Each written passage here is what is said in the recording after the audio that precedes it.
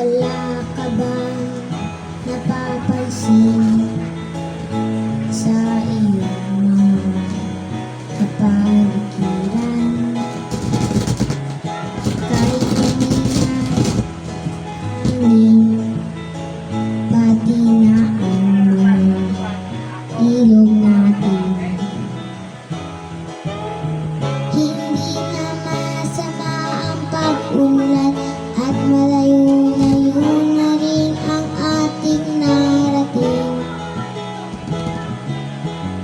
Ngunit masdan mo ang tubig sa dagat, dati kulay asul, ngayon naging itim. Ang mga duming ating kinalat sa hangin, sa langit huwag na nating paabutin. Upang kung tayo'y pumanaw na kaliwang hangin, sa langit na lang natin matitikman. Mayroon lang akong hinihiling sa aking pagpanaw, sana ay tag-ulan.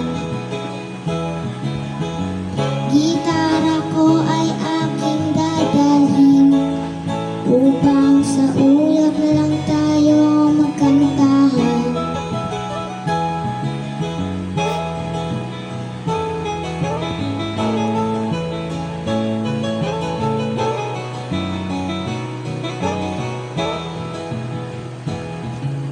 Ang mga bata ngayon lang isinilang, may hangin pa kayang matitikman.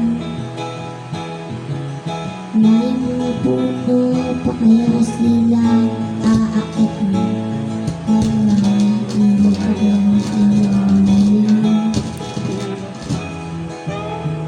Bakit di natin pag-isipan ang nangyari sa ating kapaligiran?